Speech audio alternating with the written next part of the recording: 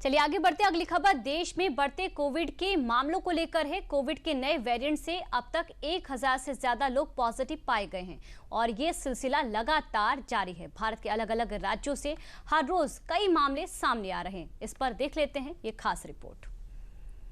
Corona के बढ़ रहे केस, कितना खतरनाक है इसका नया भेष।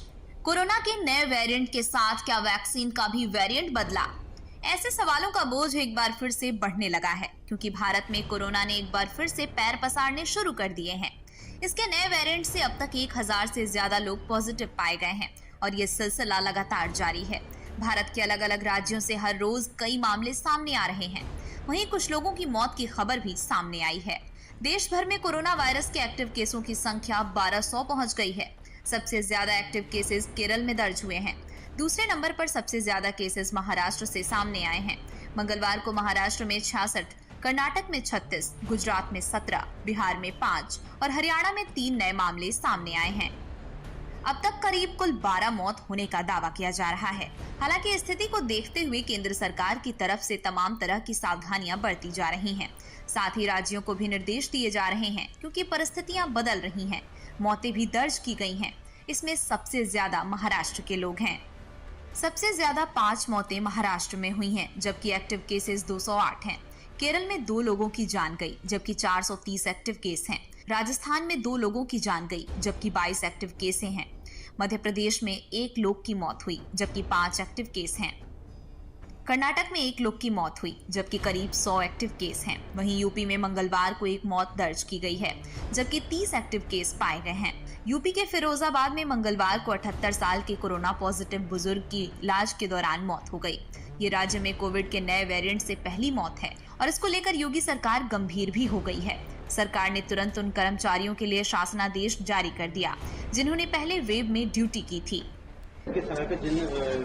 कोविड में लगभग 2800 से अधिक कर्मचारियों ने, चिकित्सकों ने काम किया था। उनको सेवा में स्थायी रूप से रखने के लिए सरकार ने शासनादेश जारी किया था। उसमें लगभग 2200 से अधिक लोग पहले समायोजित हो चुके हैं। जो लोग शेष रह गए हैं उनके लिए कल एक शासनादेश जारी किया गया है कि संबंधित जितने भी हमारे अस्पताल हैं, एनएचएम वाले या स्वास्थ्य विभाग के या स्थानीय मेडिकल कॉलेजेज में इनका समायोजन प्राथमिकता से किया जाए। और ये निर्णय सरकार ने उच्च स्तरीय मीटिंग के बाद पूरी तरह से सतर्कता के साथ हम लोग काम कर रहे हैं। कोई पैनिक जैसी स्थिति नहीं है। इस बार का वेरिएंट बहुत खतरनाक नहीं है, ऐसा विशेषज्ञों ने हमें बताया है। सबसे बड़ी बात है, जो बीमार हैं, जिनकी इम्यूनिटी प्रॉब्लम है, उन लोगों को सतर्कता विशेष रूप से बरतनी है। भारत के कई राज्यों में कोरोना के मामले बढ़े हैं, तो सरकारें भी चौकन्ना हो गई हैं। कोरोना के मामलों को लेकर जांच भी की जा रही है, जिसके बीच देश में 4 नए वेरिएंट मिले हैं। आईसीएमआर के डायरेक्टर डॉक्टर राजीव बहल के अनुसार दक्षिण और पश्चिम भारत से जिन वेरिएंट की सीक्वेंसिंग की गई है वे LF.7, XFG, JN.1 और NB.1.8.1 सीरीज के हैं। बाकी जगहों से नमूने लेकर भी सीक्वेंसिंग की जा रही है, ताकि नए वेरिएंट की जांच की जा सके। WHO ने इन्हें चिंताजनक नहीं माना है। हालांकि निगरानी में रखे गए वेरिएंट के रूप में कैटेगराइज किया गया है। चीन सहित एशिया के दूसरे देशों में कोरोना के बढ़ते मामलों में यही वेरिएंट दिख रहे हैं। वैसे भारत में कोविड का JN.1 वेरिएंट सबसे आम है। टेस्टिंग में आधे से ज्यादा सैंपल में ये वेरिएंट मिलता है, इसलिए इसके बारे में जानना बेहद जरूरी है। JN.1 ओमिक्रॉन के BA.2.86 का एक स्ट्रेन है। इसे पिरोला भी कहा जाता है। इसे अगस्त 2023 में पहली बार देखा गया था। इसमें करीब 30 म्यूटेशंस हैं जो इम्यूनिटी को कमजोर करते हैं। JN.1 के क्या लक्षण हो सकते हैं? सिर दर्द, बुखार, आंखों में जलन, सूखी खांसी, स्वाद या गंध न आना, गले में खराश, नाक बहना या बंद होना, थकान और मांसपेशियों में दर्द, दस्त या उल्टी होना। JN.1 के लक्षण अन्य कोविड वेरिएंट्स के जैसे ही हैं। अमेरिका में जॉन्स हॉपकिंस यूनिवर्सिटी के अनुसार JN.1 अन्य वेरिएंट की तुलना में ज्यादा आसानी से फैलता है, लेकिन ये बहुत गंभीर नहीं है। दुनिया के कई हिस्सों में ये सबसे आम वेरिएंट बना हुआ है, लेकिन भारत में अब इसको लेकर कई तरह के सवाल उठ रहे हैं।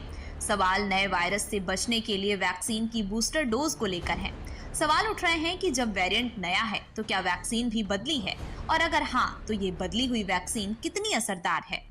अमेरिका की येल यूनिवर्सिटी ने इसको लेकर एक रिसर्च जारी किया है। येल की रिपोर्ट के मुताबिक कोविड वैक्सीन हर साल अपडेट हो रही है, ठीक वैसे ही जैसे फ्लू की वैक्सीन हर साल नए वेरिएंट्स के मुताबिक बदली जाती है। 2020-21 में पहली बार mRNA वैक्सीन आई जो मूल वुहान वायरस को टारगेट करती थी। mRNA वैक्सीन जैसे फाइजर और मॉडर्ना वैक्सीन जो पहले वेव में आई थी। 2022 में वैक्सीन को बायोवेलेंट रूप में अपडेट किया गया, मूल वायरस प्लस ओमिक्रॉन BA.4 और BA.5 वेरिएंट। 2023 में मोनोवेलेंट वैक्सीन आई सिर्फ ओमिक्रॉन XBB के लिए।